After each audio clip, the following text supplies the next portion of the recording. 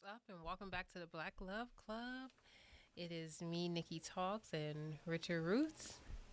Oh yeah. This is Richard Roots. Let me turn this up a little bit more. So, you guys, Testing, mic check, mic check. I'm really excited about today. Last week we had a phenomenal show. It was really awesome. If you didn't see the show last week, I want you to go and check it out because it was amazing. We had 3 guests, phenomenal men. We had Edgar Prime, Travis Burkhalter, and we had Marquise Dennis. We call them guests. They're family because they've all Definitely been here family. before, at least 2 times before on KBOB. So whenever we have them here, we know it's going to be impactful. It was just a beautiful thing to have all of these men in this room at the same time at the end of Black History Month. Yes. And shout out to Marquise Dennis too, because he came in and showed up on his birthday. So Yes, it just was- thank you for that. It definitely was his birthday, and it was really, really good. The perspectives that each one of them gave was, Life changing. yeah, it was Yeah. really, really good, and I definitely enjoyed it. So thank you guys for tuning in. Make sure you share the live. And I'm really excited about today because we also have some guests today, but we're going to introduce them in a little bit. But first, got some things that we're going to talk about. Now, this is also pertaining to Black History Month because this We got episode did delayed not for the happen ice. Yeah, because of the because of ice ice, and different yeah. things like that. But we still talking about Black History Month, and also because I feel like every month should be Black History Month because There you go. of all that we do, right? And so every month is Black History Month. I'm really excited about today's topic. Last week we talked about we had the new chapters of Black history as it pertains to men and how men can level up, and how men can, hold each other accountable and different things like that. And today we'll be talking about that. But as it pertains to women, and we got 2 amazing ladies on the show today, and I'm really, really excited about that. We actually Yes. have Travis Burkhalter's wife here today, so I'm really excited about that. We have Breanna, and then we also have Ebony, who is an amazing doula. She does a lot of things. She's a chef. She do a lot, but I'm gonna let her explain that all later.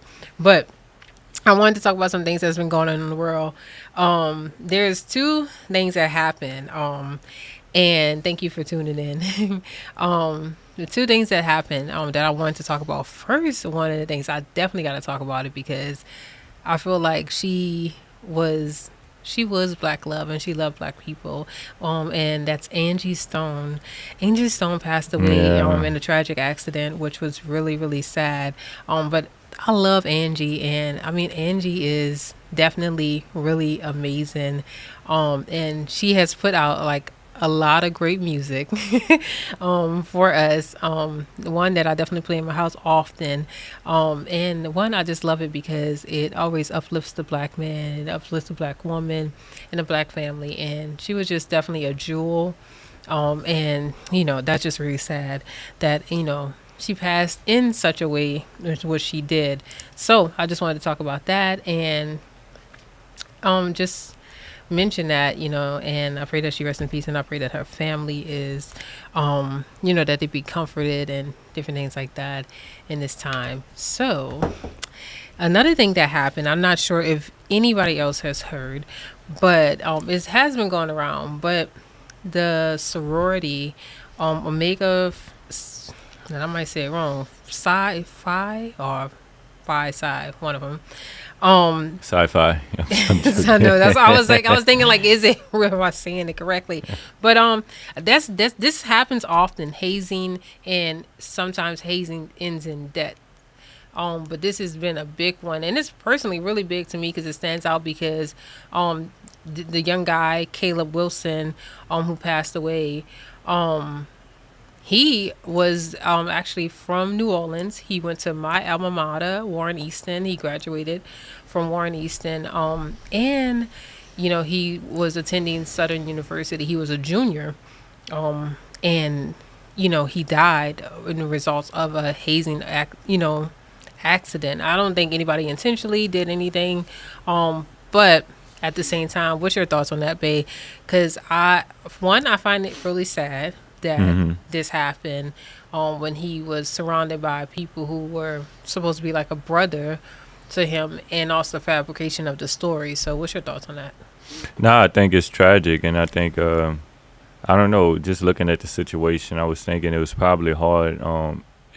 It's probably hard for them to communicate because they are men, and it's a fraternity, and they feel like these are brothers. So I mean, the intensity of just the idea of keeping this a secret is heightened because of it being a brotherhood. Yeah. So it's kind of hard for a brother to speak out when he feel like he's been abused, especially when you're looking at other men who are surrounding you, and you feel like, hey, well, they allowed it too, and other men that have went before you, Yeah. they've allowed it. Yeah, I definitely So do it's think. kind of hard to speak out. Yeah, I definitely think that. And it was just really, honestly, it's just really sad. Also, it just brought a lot of concerns to me because they lied about what happened and how it happened. Hmm. And I know people lie when you're afraid. And I know it's like a brotherhood. It's like a very secret type thing. So it's kind of like they probably all gonna look out for their brothers, and well, this is how it happened, and this is what we're gonna say. But you know, it came out that he was actually punched in the chest, and collapsed. So obviously, autopsy is gonna show more things and stuff like that. So it's sad because I feel like a lot of lives were disrupted by something that, I mean, y'all could have had them climbing the monkey bars, but it's just like, why we gotta be doing stuff like that that can Hopefully, cause harm? this shines light on a bigger issue. Issues like this that are happening in other, sororities or fraternities, because a lot of humiliation goes on there. Yes. And people don't talk about it. They talk about it when they get older, to their peers and everything. But while this stuff is going on, people don't talk about it. But hopefully this is an opportunity for these fraternities and sororities to reflect on what they're doing. Yeah, definitely. I hope that it changes what because I believe, fraternities, and sororities, they probably do great things. You don't necessarily hear it from the sorority side, but I've seen several incidents that has happened on the fraternity side where Right. someone's died, and it's like no one Yeah, I think men should tend ever to experience men something tend like to be that. more daring. Yeah. Yeah. I think you will find it more in fraternities than in sororities. Yeah, and I guess it's also probably like the thing of, toughen up, be a man. Yeah. That probably plays a part of it, and it just really, it's sad and it's really heartbreaking because, you know, listening to the stories about Caleb, you know, and from people that I know, and they're like, this man is, he was a great man. He was, had a good personality. He was, kind. He was, just Yeah, he was went a to good Warren person. Easton. Yeah. I would. Most people I've met from Warren Easton were like really good people. Yeah. I always joke about you. Going to Warren Easton. That's like a. It's a better school than most of the schools in best school in in New New Orleans. Orleans. Well, you can go ahead and claim that. If I went to Warren Easton, I'd say the same thing. No, yeah, but no, it's a really great school and It is really yeah. great people, and it just is really sad because definitely it just was very just sad that his mother has to experience that. That was somebody's husband. I'm pretty sure I'm not saying he was married, you guys, but I'm saying he was going to be a good man. yeah. He was Yeah. going to be a really great husband, and we just snatched it away. And also, and the guys who done it and who's probably going to be held accountable for that, they're probably really great, as well. They're not. I know they are not meant for the system that they're about to get put in. But it's just so sad that something I so hate simple to I hate can to change take everything. and use his debt as an example, but I surely hope that men look at that and say, you know what, we really need to put this stigma past us. This lie that we always have to be tough. We don't have to be tough. We have to be tough when it's time to be tough. But I think it's time to actually learn to determine when that time is. Just like we talked about last week, you know, a lot of us were raised by single mothers. So we were told by our single mothers to be tough. And nothing's wrong with that. But our mothers didn't really know how to relay how to be tough to a man. So we had to interpret what being tough looks like. So, and oftentimes that would turn into us being silent when we should speak up. Yeah. That would turn to us hiding our tears when it was time to cry. Yeah. That would turn to us bullying somebody else instead of expressing ourselves. You know, so I think we do need to reflect. I cannot highlight the last show enough. If you missed it, please go back and watch it. Yes, it was. Please really go good. back and watch it. So yeah, but yeah, that's enough. I was trying to find some good news, you guys. I was like trying to find something good, you know, but you know it's kind of old news. But the Beyonce tickets are skyrocketing, and and I hear like some people, you know, talk about they're going. You know, like people using their income tax. I said, them kids ain't getting nothing because mama going to Beyonce. Yes, indeed. But yeah, so yeah, I just see that's really funny. I seen some funny stories about that. There's a lady I follow on. Her name is Queen of Accountability, and she's like all in all these like little groups on Facebook. And like there's like a confessional group, right?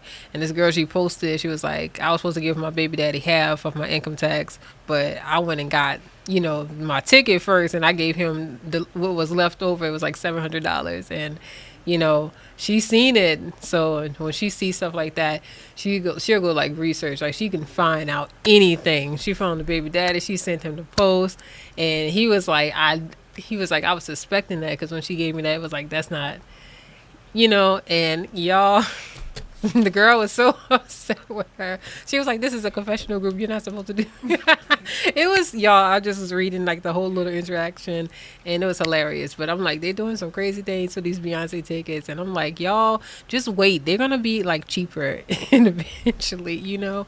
So y'all just wait. They got to fill those seats, you know. So it's going to get cheaper. So just kind of wait. But yeah. Anywho, go ahead. No, I was about to say kids going to have to start protesting these Beyonce concerts if they want these gifts from their parents. I know, huh? Look, mama was going to take them to Disney World, but Beyonce could charge whatever she want. I remember it was a few years ago, there was some commotion. People were breaking up, ending relationships behind the Beyonce tickets. The Renaissance. Yeah. She always causing disruption. But Y'all knew that? She give a good show. She give a good show. But yeah, they were like, he invited me to Beyonce tickets. I ain't going to be with him. He don't love me. They were fighting over taxes and stuff. Like, hey, tickets are pretty high. No, we're not going to spend all our taxes. Yeah. But she does do a good show, but I don't think, you know, we should be going through all that. But you guys, I'm really excited. I want to ask y'all a question. What are you teaching your children about yourself and your history and future? I want that just to be a question that people think about on the show while you're listening. What are you teaching your children about yourself, about your history and your future? I feel like that is something that we should always think about, what we consider, because even if they try to remove everything from the schools, from the history books or whatever, the oracle and the books that we have and what we teach at home is always going to keep going. We teach those stories and teach the kids to keep it going, and that will make the difference. But you guys, I'm about to introduce the guests because we got two amazing guests on the show today. And we have Ebony and Jones and Breanna Burkhalter. We have both of them on the show today, you guys. I'm really, really excited about that. I was trying to do the cloud cheer reaction, but I don't really know how to do it because my husband always says that. I did try. It's playing, but I don't know where it's playing at. But anywho, I'm really excited about having them. I'm gonna let them introduce yourselves. Now we've had there it goes. Now we have Breanna on the show before. Her and her husband. We had Travis last week, so we got her this week. So we switching it up because today we're going to be talking about how ladies can level up in their lives. So Breanna, tell us a little bit about yourself. All right, I was gonna let Ebony Ebony go first, but I'll go ahead and go. So, in the spirit of, after having a baby, every time I've been on here, I've been pregnant. I'm not pregnant anymore, y'all. But in the spirit of, refining myself now, I'm going to not downplay myself because women do that. Well, people do that in general, but I tend to do that. So I'm going to say I am a visionary. I am a pioneer. I am a wife and a mother, and I love those jobs. I hold them with the utmost respect and honor. I told my baby Robin that I'd say hi to her. Hi, Robin. And I'm also an author, and just, I enjoy, in uplifting women, uplifting families, couples, all the things. Usually I'm on here with my husband, Travis, who was on here last week.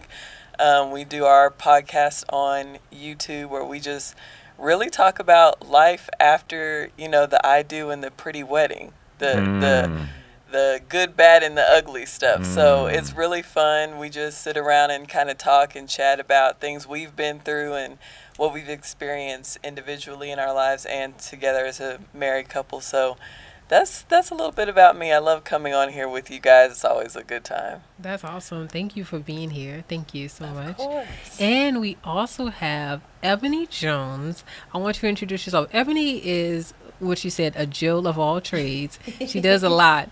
But tell us a little bit about yourself, what you're doing in your life. Yes, I like to say that I am Tulsa's Jill of all skills. So I am a chef by trade, but I am a doula and a placenta encapsulation specialist by calling, as well as an ordained minister, and I am cannabis friendly and all of those things. I'm actually originally from Georgia, and I picked up and just came out here to work in the cannabis industry by myself, and Tulsa has embraced me in such a beautiful way and helped me grow into the young woman that I am and healed in so many different ways. So I'm super, super grateful to be on the show and be able to share my experience and how to show up in the community out here, because that's exactly what I've been trying to do out here to grow myself as an individual. That's awesome. Thank you, guys. Thank you. I'm so excited, you guys. It's going to be a really great show. And I'm really happy because a lot of times it's hard to find someone who can give me more of a single perspective for a lot of questions that I'll be having. Okay. So I'm just I love that that you're here. To answer that question, what I asked earlier, what are you teaching your children about yourself and your history? Mickey Minnie gave a response. So I'm going to read that really quick and then we're going to dive in. She said she teach her kids that, she said I teach my kids that I'm here to complete the Most High's mission. Nothing is more important than that. Okay. Don't get so wrapped up in living that you forgot that that is the same reason that they are here. So that's really good. But we always have to teach our kids, we have to give them something that they can remember, that they can tell their kids, and different things like that. Mm-hmm. We don't want to just be living life just to live life. We got to have that purpose, just like Mickey Minnie said, and what is that you're teaching your kids.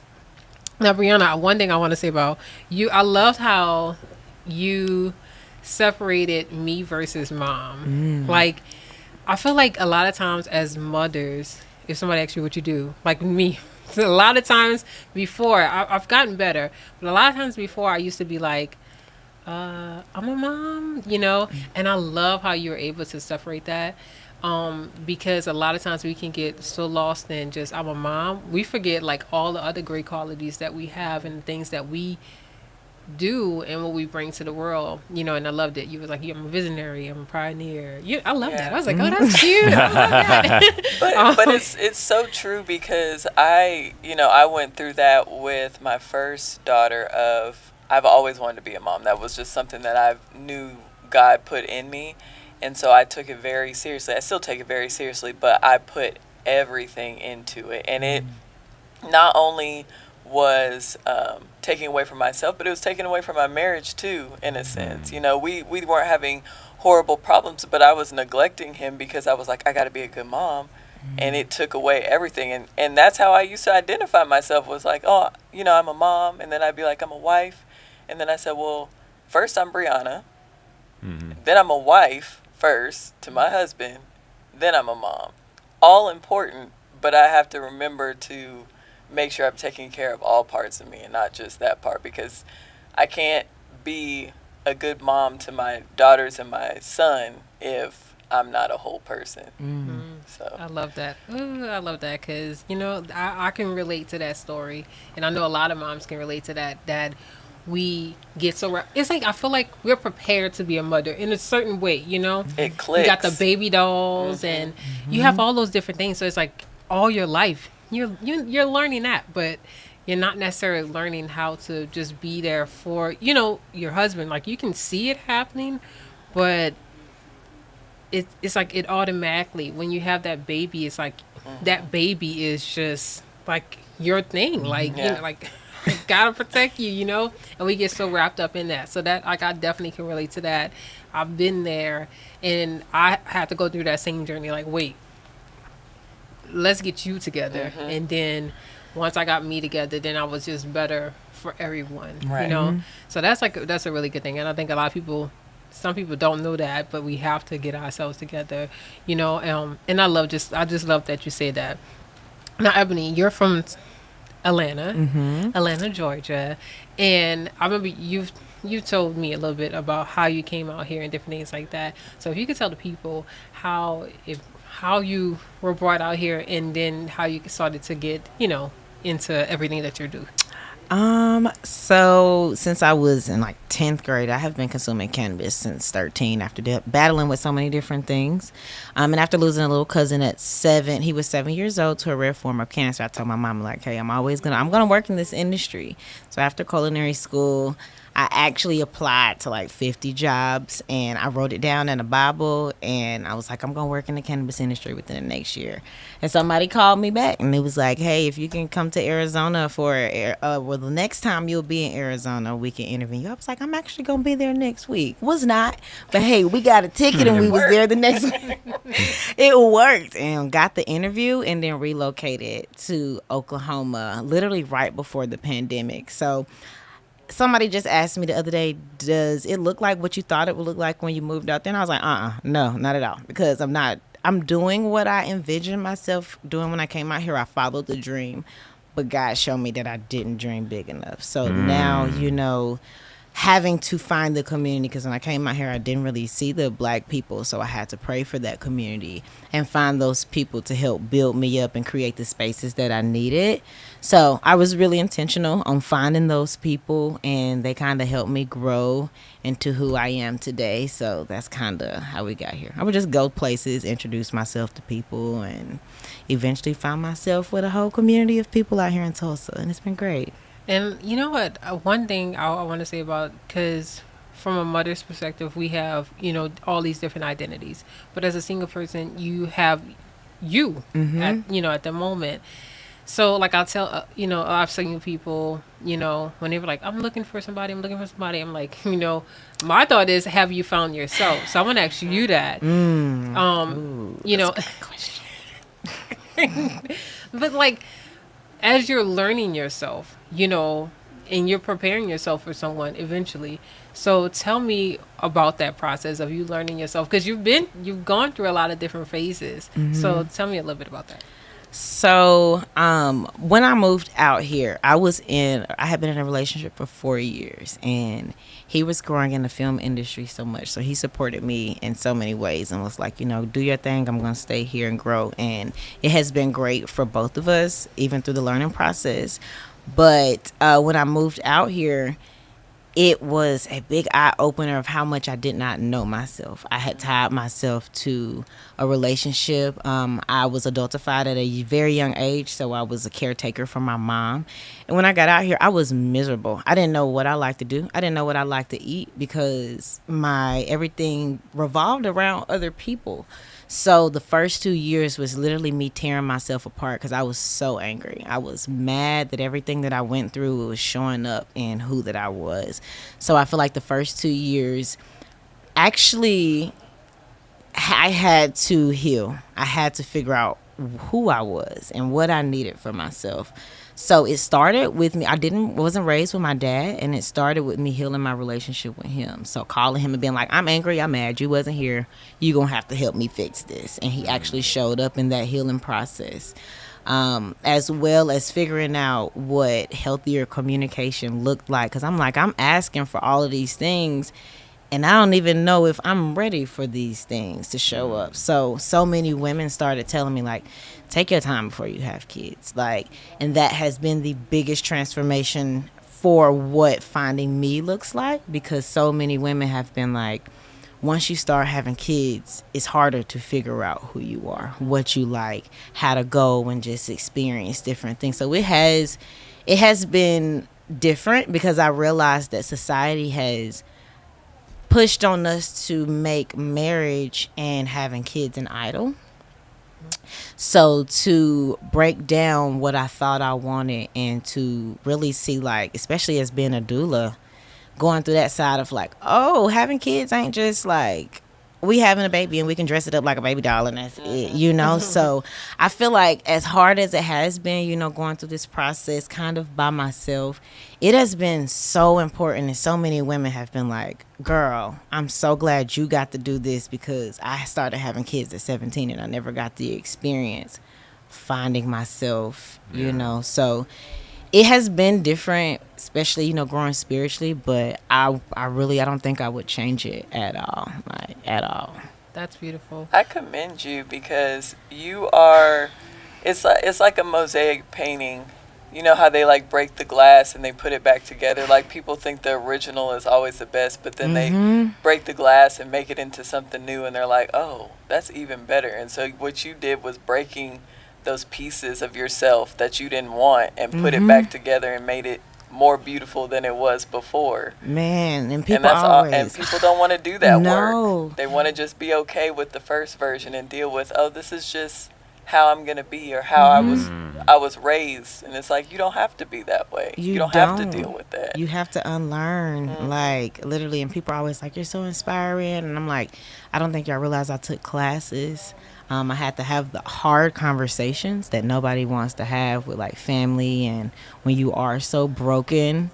And then it took somebody telling me, they was like, you know, you ain't got to be so nasty when you talk, or like, you talk like you're angry and aggressive. And it hurt my feelings. Like, I harped on it for like a month, and I was like, oh, it's me. Like, I got to start working on me. So I think as a single woman, that's one thing that I pour into the young teenagers around me is, girl, figure out who you are before you expect somebody else to love you when you don't even know how to love yourself. And I ain't even like myself. I was so insecure, especially as a dark-skinned woman. So this has been a really healing process. So I appreciate those words. Yeah, that is true. If somebody is on here, there's a couple of people on here that I'm going to just shout out real quick, because they're, you know, somebody, let's see, Haley B. Hey, I messed up your name. I'm so sorry. I'm trying to. Oh, that's Haley. I know Haley. Okay, she said, I love you, sis. Okay. She said, oh, I know that last name. Shauna, she said, yes, Ebony. And then there was another person, Tasia, Tasia. I was gonna say Tasia. Oh my God, stick to your first thought. Because I was about to say Tasia. Hey, Tasia. Yeah, she said, come on, my doula sister. So I wanted to shout them out real quick. Trey Burkhalter said, big fat sis. Travis Burkhalter said, the way we make idols out of anything is wow. That's a deep thought right there. And Shauna said, yes, she's amazing. Speaking of doula sister, y'all, we found out off of camera that Ebony was also Breanna's doula. No, it was her encapsulation specialist. Oh, encapsulation. Okay. Yeah. Yes, Keisha was her midwife. I don't even know what that is. Yeah. Yeah, so she was telling me that she was postpartum. I was like, oh, you know, I was like, how are you feeling? And I mentioned that I was an encapsulation specialist. She was like, wait, you might have encapsulated my placenta. I feel like I know that name. Okay. Yeah. So it's been beautiful to be a part of the healing of a... Man, I'm telling you, being a doula has really changed my perspective. Like this idol thing that we're talking about, for me, this journey, I cannot talk about being a single woman without talking about the married people that have been around me, that have taken the time to pour into me and teach me. Because everybody always say, you don't need to have single friends around you when you're married. You don't need to have single friends around you when you're married. But how are your single friends going to know how to be married if you don't have those single friends around you to help educate them and show you? You know what I'm saying? So, that has been a huge part, and I'm grateful to be able to just pop in and hear from y'all and experience this. Yeah, that's awesome. Yeah, thank you for being here. I wanted to ask a question because you mentioned something. You said the thing you tell young girls is basically figure you out, find yourself, and that's so true because a lot of times, I don't know, we get so caught up in like, you want the boyfriend and you go through those phases. I feel like media pushes that on us a lot, but it is true. Find yourself. There was a girl, a video I just seen the other day, and it was so sad because I think she could have had like 6 kids now. She's 27. She has 6 kids, 27. She started having kids when she was 17. She's been with the same guy. And first of all, it was real crazy because when she said the number, I was like, wait, he was 26 when you were. I said, wait, something going on. But whole nother conversation. Yeah, that's a whole nother conversation. But the fact that she'd been with him since she was 17, she never knew herself. Never knew herself. Been with this man, and she was just saying how she was in the hospital giving birth. He's never been there for any of the births. Wow. She was giving birth. He was in there, and he doesn't really take care of the kid. None of them. 7. You think he would have been to 1? No more. It's crazy, but I'm pretty sure he kept forgetting. Not kept forgetting or something. I don't know what's going on, but I wish she would have child. walked out the door, a long time ago, because she was saying how she's, she was saying, now I'm, this age, and, she was like, I love my kids, but at the same time, it's like, I don't even know myself. And all I know is him. Yeah. And he treats her bad. It would probably be a different story if he treated her well, but he treats her bad. So it's very important that young girls understand, and that's one of the things, talk about how women can level up, is teaching these young girls that, look, I promise you, boyfriend and stuff sound cute, but at the same time, let's figure out who you are. And I see a lot of times, like when we see in the movies like this, they like the white person, they're taking a gap year and they're going to go travel. We didn't got the luxuries to do that. But really pointing to our kids to let them, know exactly who they are first. And that's like one of the things that I love about homeschooling is that they're not being influenced by anybody to act any different way. They're just being themselves. Okay. And it's like, I know exactly who they are, and I encourage that. So I see the things that they like, and I try to get them into different things like that, and it's just, I think it's just, when you said that, it brought that to me, and I was like, we have to be mindful about teaching these kids. We got to find a way how we can really mentor them, because so many girls get pregnant at early ages, and right there, that's a struggle in itself. But I just wanted to speak on that because that was like really, really, really good. Let's see. Mickey Minnie said, how much you charge for your placenta encapsulation? Shauna said, I love the way she enforces healthy communication. She has helped me so much. Y'all, to see the growth leaves me so speechless and proud. So yes. Herbalist Sable say, blessings family. Hey, Herbalist Sable, I'm so happy you're here. And my mom, she said, not to look for love yourself first. Come on, on that. So yeah, that is so true. And we got to teach people how to love themselves first too. We got to give that. Now, there's a video going around, and I want to hear you guys' perspectives. And it's saying that the happiness of the mother determines if the child will be whole.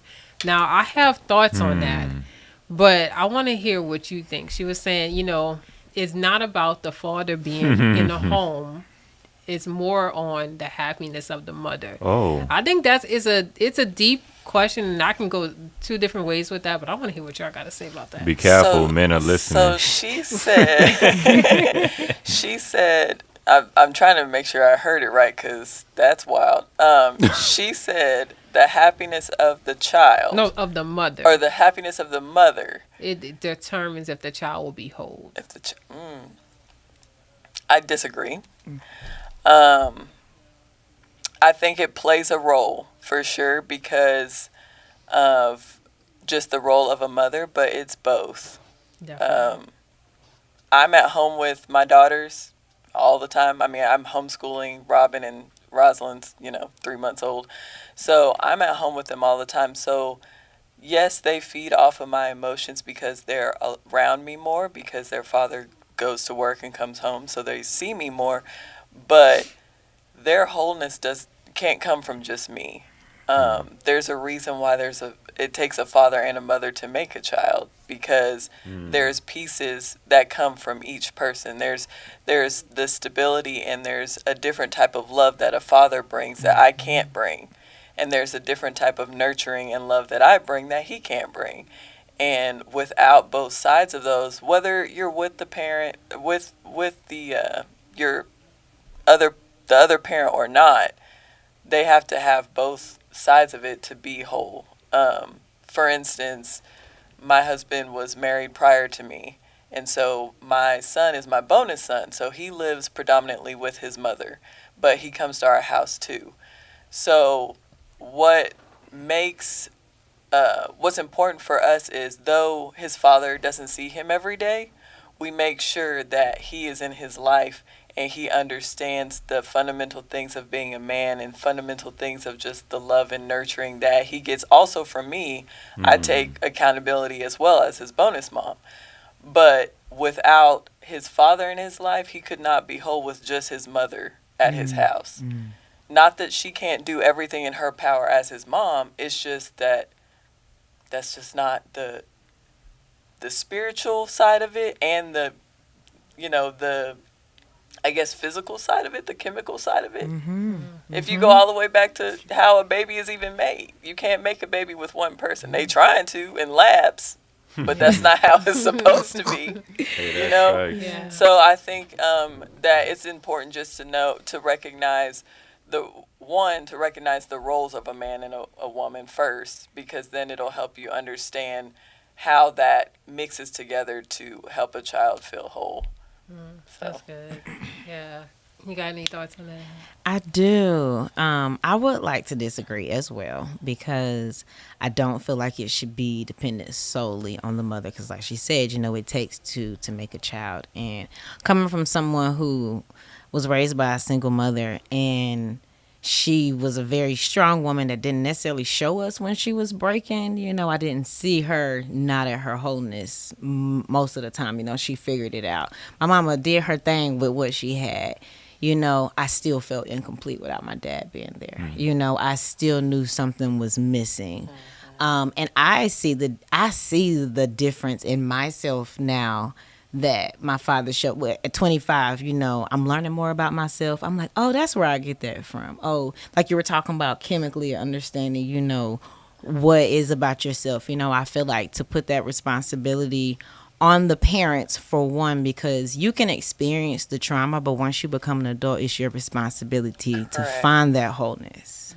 So if you continue to blame it on someone else because you can't find that wholeness, then that's really, knowing that you need a medicine that, because to understand she might not have been whole herself. You know what I'm saying? A lot of mothers are showing up and they are just showing up because that's what they are able to do. That's what they're capable to do. They're just pushing through. So it's like to be emotionally everything for especially more than one kid, just from me seeing on the outside, it's like I think that's a huge responsibility to say it's solely on the mother. I think that's a community thing. That's a village thing. That is it takes two to make a baby. So I think that's important. Yeah, definitely. Mickey and Minnie said the mother brings her side and the father brings his side. I love the way that you both brought this up because just last week Marquise Dennis was talking about how the statistics says that a single father home, the kids are more likely to be successful. But what he added to that is because the father is more likely to get the woman involved. And I would add to that, not only would he get the mother involved, but his mother would force herself, like, oh man, you can't handle those kids by yourself. So in a single father household, those kids will have motherly influence. So it's not saying, so the statistics is not that when a man raises a child by himself, the child is successful. It's just the fact that when a man raises a child by himself, he still have that motherly influence. Versus, when a mother raises a child by herself, she actually take on that father role. So she's trying to be a mother as well. But when it's a father, his mama is not going to let him think that he can take on the motherly role. That's not going to happen. But I have a question for you guys. All right. So I'm going to give a little statistics first. In 1970, about 64% of black adults were married. In 2000, the rate dropped to 41%. In 2020, it dropped to 32% of black adults. So even in 2020, at that time, 57% of white people were still being married. So this is the census all the way up to 2020. I'm not sure what it is now, but why do y'all think that there's such a decrease or a decline in black people getting married? And I think this is interesting coming from both of y'all perspective. I will say, first off, it's the culture. Far as just media, all the things like that. I think that, not to go like too in a rabbit hole, but I think that people understand how powerful a whole family is, a father, mother, or husband, wife, whatever the case is. And so I think media sometimes is geared towards keeping us apart. Like the whole "I don't need a man" type of thing, the loss of the femininity, men being a little bit more picky with, the type of women they may like, or, what they have. And then, the whole thing with just people wanting, like, we laugh, me and my husband literally are kiki of, the week or whatever is watching that pop the balloon stuff and laughing at them, because we're just like, y'all are really upset at this nice man who's talking very nice and talking, he's got his stuff together, got a good job and everything, but you don't like his shoes. Yeah. So people are so focused on outward appearance and not things that are really what makes, a life and what builds a foundation. And it's because of, just, I feel like the media and things of that nature, and just, whatever it is, social media, all of those things, plays a role in it. But yeah, I think the gender roles and stuff, gender dynamics have been so foggy and gray area over the years, and I think that plays a part in it too, because I'm gonna leave it at that. I'm gonna let Ebony talk. I'm right there with you. I feel like social media, and this war that we have between us, we are doing a great job of keeping it going. I read It's crazy. I think it's Black Women, Black Love, and the War on Black Marriage. That was a really, really great book, and it opened my mind to like how since they set us free, it's been a whole organization of just keeping us separated, and we are doing I want to applaud y'all for doing such a great job of keeping it up, because the lack of emotional intelligence, the lack of effective communication to be able to have any type of communication or conversation towards a solution. I never hear anybody talking about the solution. That's always the problem. Black women doing this, black men doing this, pointing the finger versus, okay, well, how can we show up? There are a lot of resources out here for black women to get mental health, as well as there are resources out here for black men as well. But how are we showing up collectively to be able to heal what the black relationship is? So I think there are more views on the negative videos than it is on the conversations of how to heal this, and have the conversation of what does communication look like, because I feel like you look online and there are all these couples and it's like, oh, those couple goals, when it's like, for one, if you get in a relationship young, you don't realize that your brain isn't fully developed until you're 25. So you're trying to make all these decisions with somebody that don't even know themselves. You don't know yourself. And then y'all have kids, and it just continues to go in an outward spiral. So it's like no one is teaching us what healthy relationships look like. Thanks. We are just hopping in relationships, and it's like, oh, this irritates me. I don't want to do this no more. Go on to the next person. And you did not heal from what you were working with the last person. So it's like, what makes you think it's not going to keep showing up in the next thing? But I think the best thing for me that I could have ever seen was like 25-year-olds. The best thing that I can tell you is heal from your last relationship before you go to the next one. I think with relationships with people just in general, we have been taught cancel culture, when it's like people are literally out here grieving, people are out here navigating life, and we just be like, oh, I don't want to talk about this, I don't want to heal with this person, I'm gonna go on to the next one. When it's like, what does it really been with somebody for 20 years? Like, I've had a best friend for 16 years, and I'm like, girl, you done changed so much. We done argued and came back together.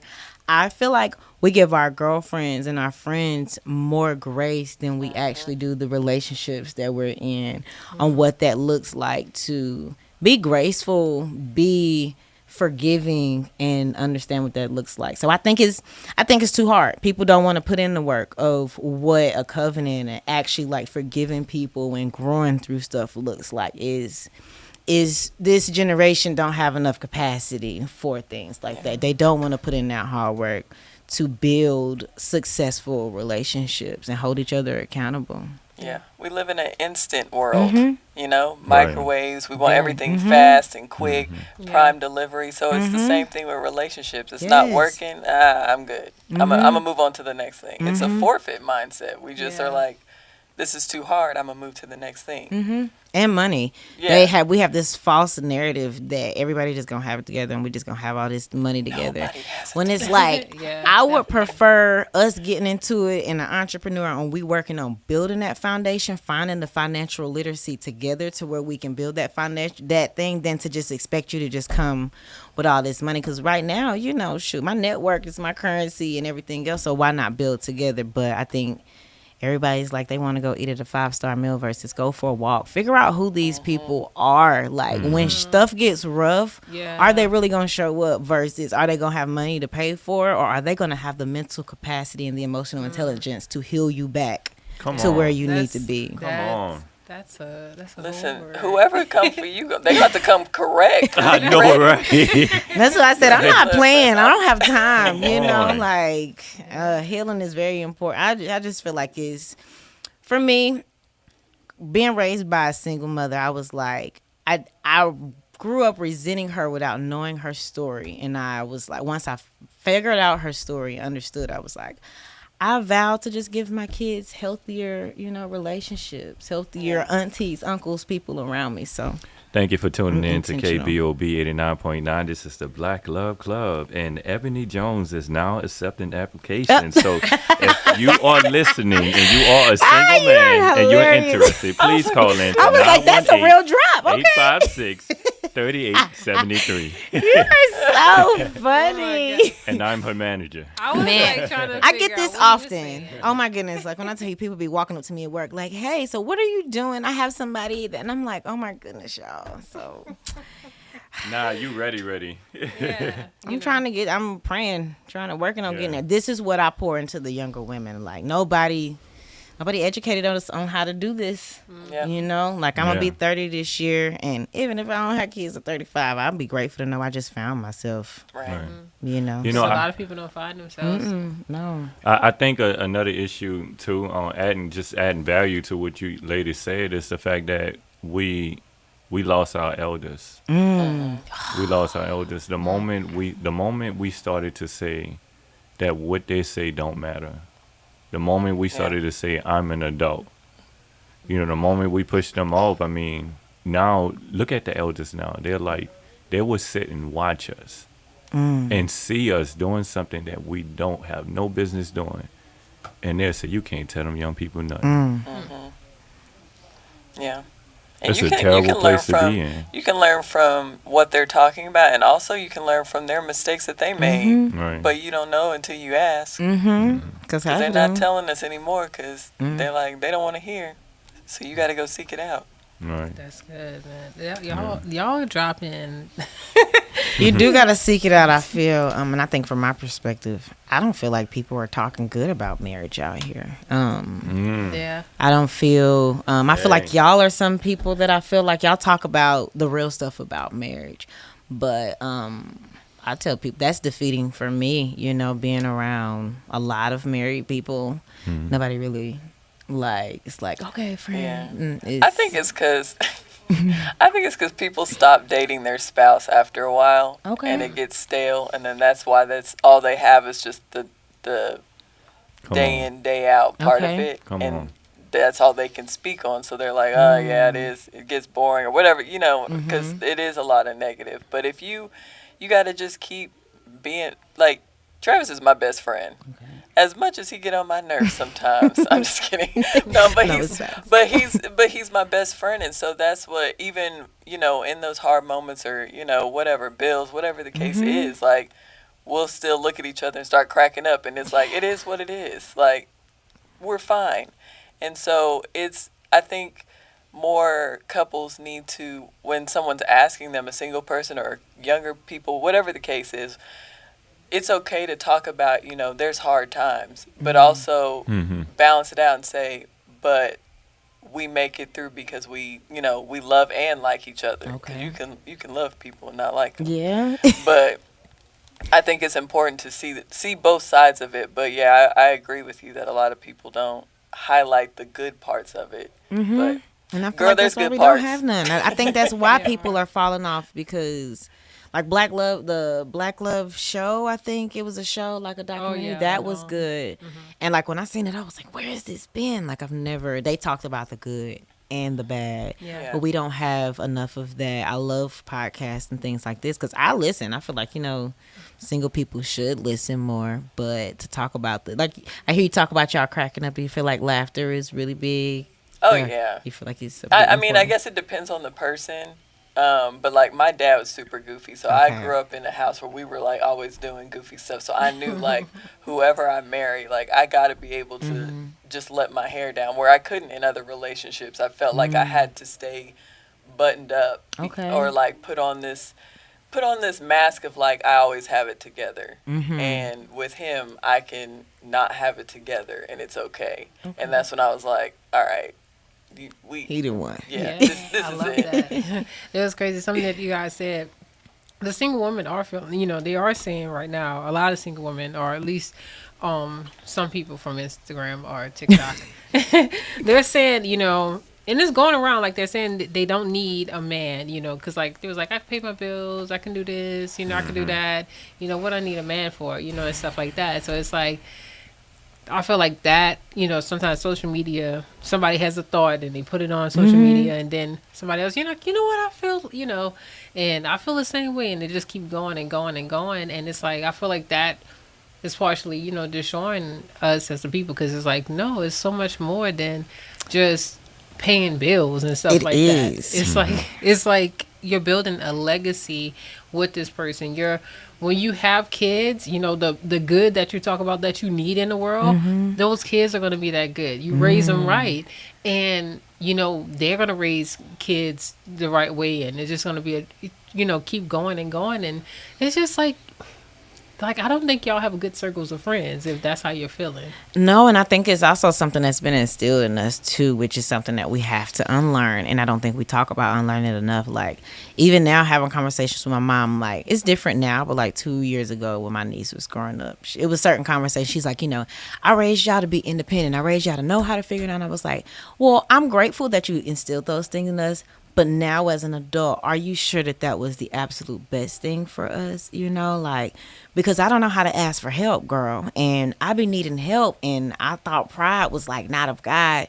So now I need help and I don't know how. I cry when I ask for help. So how can you teach this generation to have independent things where you can do it yourself, but also we do need men because, as I continue to grow and have success, I love my friends coming and taking pictures and stuff with me, but you want to have that support there, somebody to be able to, be there or be by your side when you have these accolades and different opportunities. Girl, doing stuff around the house. When I came out here, I was like, I don't need no man. Oh my goodness, I can pay the bills. I can do all this stuff.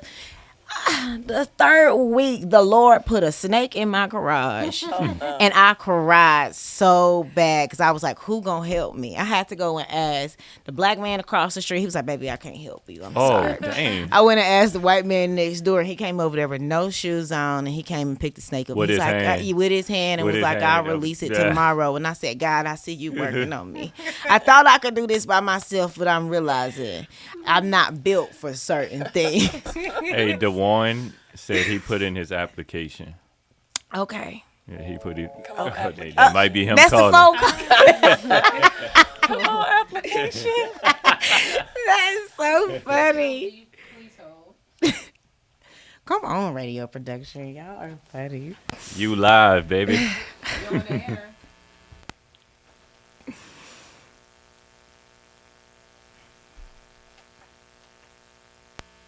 Hello? Hey, you're live. You're on the air.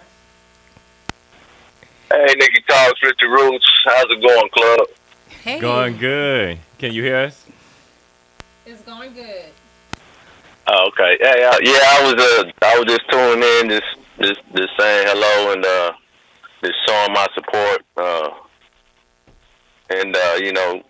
Put another male in the room. I see all females in there. I had to come, make sure my boy all right. Hey, we appreciate that, fam. All right, and I see you with the fresh twist, man. You looking good over there, brother. But Shout out to my stylist.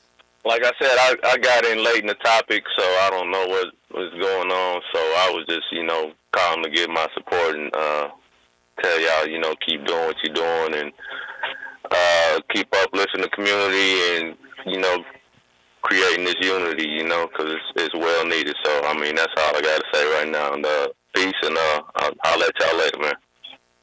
Thank you for calling. It's always a pleasure to hear from you, Jay the truck driver. Yes, Jay I the said truck it right. driver. Yeah, you did. He got on me one time. I said it wrong.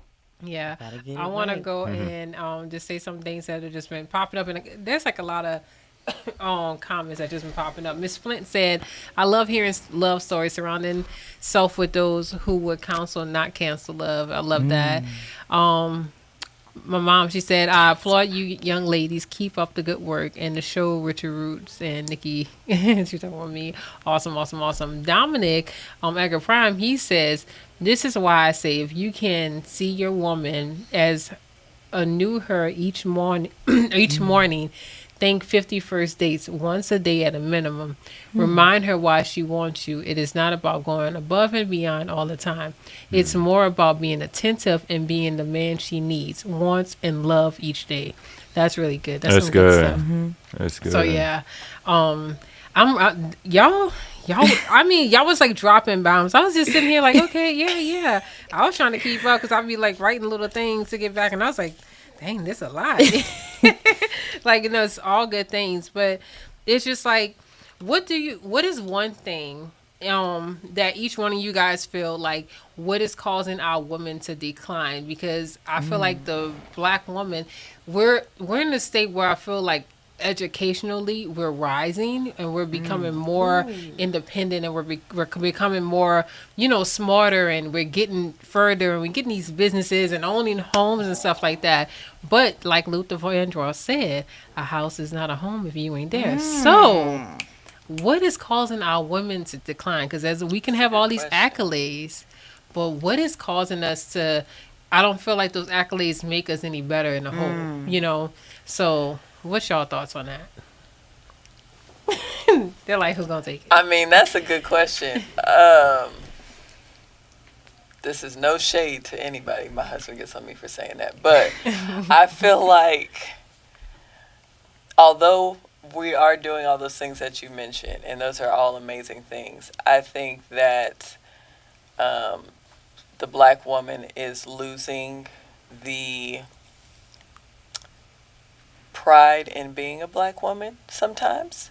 So what I mean by that is you look on social media and I see black women trying to, lighten their skin, or, I get people want to wear weave, that's fine, but not embracing your own natural hair as well, thinking that there's something wrong with that. Just the things that make us uniquely black women, a lot of it is being overshadowed by, oh, you can put this on top, like, oh, you have nice hair, but let's put this on top of it. Oh, let's put all this 8 layers of makeup on.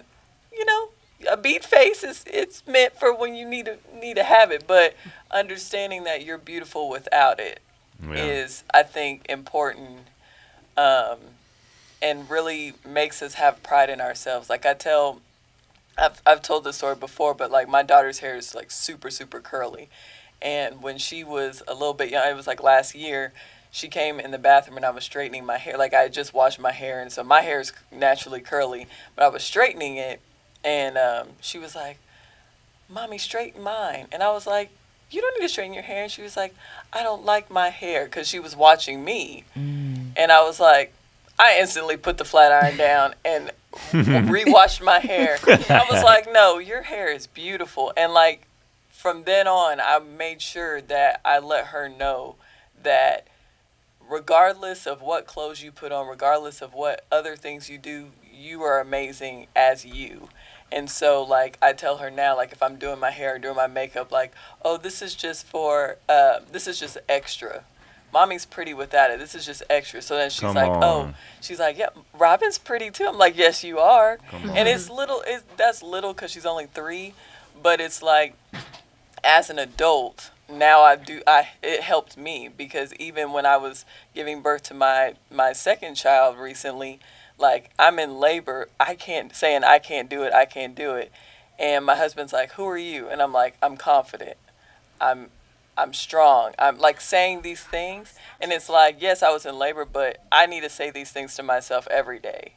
And we forget to do these things, and we focus on the outer stuff of, oh, I got the house, I got the thing. Well, the house could get burned down. The car could get, in a wreck and be gone or whatever. But are you taking care of yourself? And I don't think we're taking care of ourselves on the inside as much as, we used to before we had all the other things. Yeah, so that's good, because I mean, black women are doing a lot of things now. Yeah, and it's great. Mean, they're getting, black women are making their lips bigger. Yes, and I was like, why are we getting butt lifts? Yeah, because like we already got that, y'all. Yeah. Shout out to all 3 of y'all too. All of y'all came. Like, go ahead, show everybody's face. Because all of y'all came with no makeup. Y'all all came, y'all authentic selves. Well, I can't lie. I got a little bit on just because, with a 3-month-old, I ain't slept. I ain't slept since December. She is so honest, because, you can't tell. I got a maybe little y'all powder. would a little powder. I got no powder. Y'all probably would have known. I almost put a little lip, but I was like, look, we showing up. But I would follow up with that as well. I feel like we are so focused on getting the accolades and showing up and having a beat face and a whole attitude and everything, but our attitudes are horrible. Like, it is some horrible black women out here. Like, if I'm being honest, and I was one, at one point. So once I was able to actually be like, okay, let me step back. Who am I? How am I showing up? How do people actually perceive me?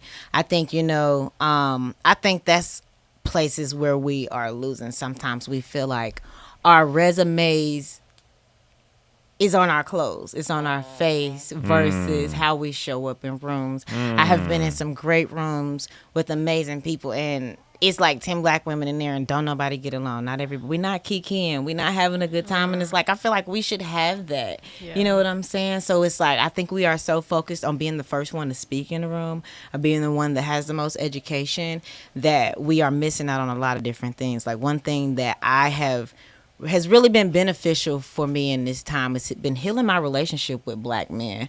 I feel like when I first got out here, I was like a little scared of black men just from like trauma and different things. And one thing that was really important for me was to be able to sit in a room and have a conversation with them, and not being as soon as somebody say something, I'm like, I am ready to rebuttal. I am. Hey. Like, you know what I'm saying? Like, and I noticed that about myself, and I'm like, why are you so ready to go to battle with them and that y'all just having a conversation? How about just listening?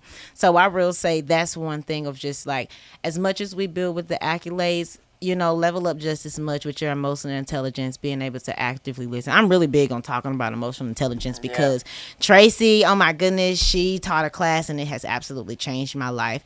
And be able to actively work on healing your relationships with the people around you and stop holding other people accountable for things that other people have hurt you from and traumatized you from. Heal your relationship with the people around you, you know, like literally being able to talk to black men. Like, shout out to the males at LaRue's Kitchen, DeWan Dupree, Craig, Keenan. Like, I look now and I be like, I barely used to could talk to black men or just have conversations where I feel like I'm learning from them and they are actually pouring in, and it's not like a battle. I think that's really a blessing to start continuing to build platonic friendships, because we need the education from whether that's other successful women, other successful men, or being like, girl, stop fussing with your husband and let him, you know, teach you or pour into you, show you how to lead. But because we have that stigma of you can't have women around your man, you can't have that, start continuing to build relationships where it's not nothing weird and we can just learn from each other, and it's a solution-based conversation. That would definitely be a show, and we're going to invite you back for Please it. do. Because I mean, that is something that we really need to talk about, because I've seen that even, and I'm conscious of it when I hear black women when they talk about a black man, or when a black man talk about a black woman, you can hear that so much hurt. You know, even in the smallest things, like if you tell a black woman, hey, did you hear what this guy done, this black man done? If she says something like, yeah, they always do that, or yeah, it don't surprise me, stuff like this, it's just like you're projecting your hurt. We can see that. We can see that. And we would see like those same women. I just watched a video earlier today. This man, he went around, he asked women, would you take $1 million, allow me to give your husband or your man $100 million, right?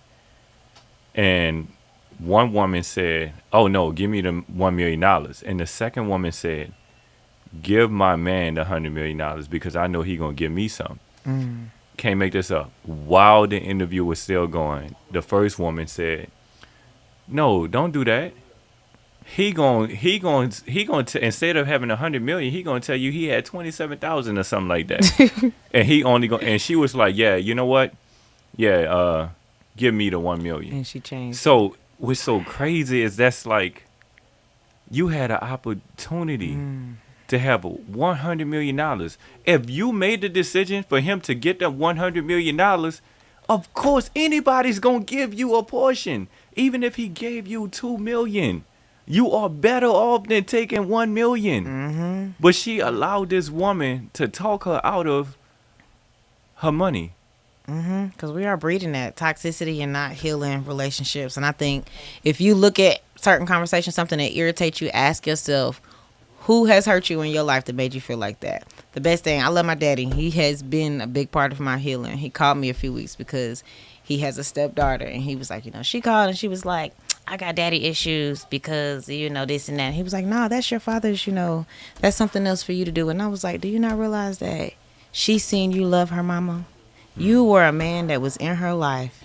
So as much as we think our uncles didn't have an impact on who we are, seeing how they treated people didn't traumatize us, like, it is real. So really ask yourself, like, did an uncle, did a cousin, did somebody rub you wrong to now why you just think everybody is in this standard of somebody else? Like, I didn't realize it till my uncle passed. He helped raise us a lot. And I was like, dang, like, he was my daddy. So no matter who it is, whether it's your father, anybody, any man that was in your life, any person that was in your life, can have a big impact on why you're triggered and why you are irritated by certain things in your life. So, black woman, I invite you to level up with us and continue to grow. Come on.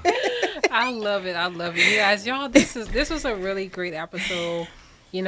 I wish it could go on because it was really, really good. Like, this was really, really good. Y'all gave phenomenal insight and different things like that. I love like a lot of your perspectives. I'm like, I gotta get her back. Yes. You know, Bree, you did your thing. I love it. You always give some really great insight. You said something. I was like, okay, write that down. That's gonna be a show. You said something. I was like, I know, right? Yeah, I got 5 shows. yeah, so I was like, okay, all right, because y'all brought some We much gotta good line up. perspective, and I'm really thankful. So, and also thank you everybody for all your comments on the video. Thank y'all for tuning in. Thank you guys for sharing. Thank y'all for sticking with us. And I'm so excited. So next week we're gonna be back. Make sure you follow us, KBOB 89.9 FM, and also follow the Black Radio Show. And I can't wait to see you guys next week, the same time, Wednesdays at 6 p.m. So, thank you guys. Bye. Bye. Are we live yet? That was great.